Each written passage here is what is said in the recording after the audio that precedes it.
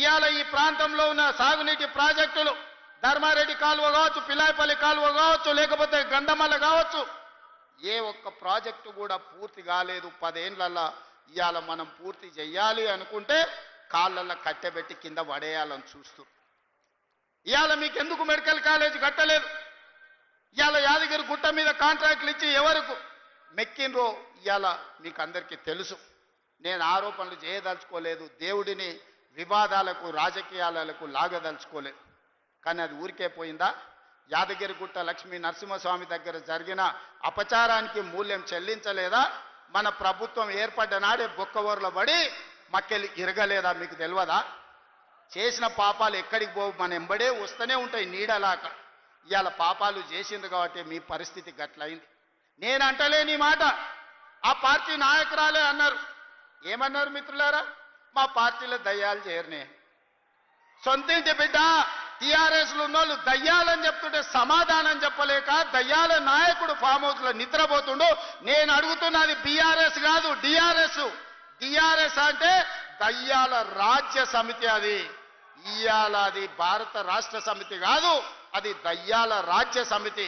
అందుకే ఇవాళ ఈ వేదిక మీద నుంచి తెలంగాణ ప్రజలకు నేను మాట ఇస్తున్నా, అవి దయ్యాలు కాదు, కొరివి దయ్యాలను వాళ్ళని పొలిమేర్లు దాటే వరకు తరిమి కొట్టే బాధ్యత 4 కోట్ల తెలంగాణ ప్రజల తరఫున మీ సోదరుడిగా నేను ఆ బాధ్యత తీసుకుంటా.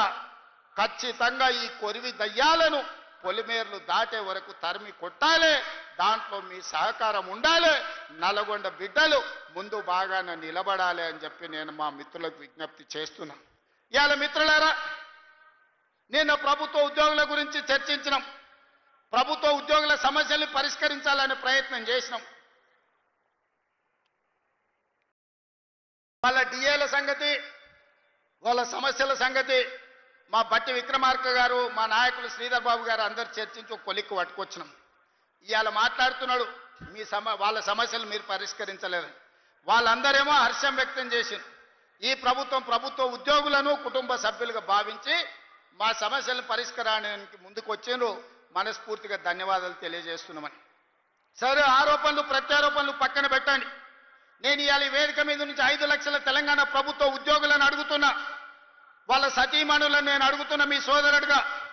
అక్క, అవ్వ, అమ్మ, 10 ఏళ్లలో చంద్రశేఖరరావు ముఖ్యమంత్రిగా ఉన్నప్పుడు ఏనాడైనా 1వ తారీఖు నాడు మీ ఆయన జీతాలు ఖాతాలో పడ్డాయా? నెల జీతం 1వ తారీఖు నాడు వస్తే వచ్చే ఎన్నికల్లో నాకు ఓటు వేయకండి.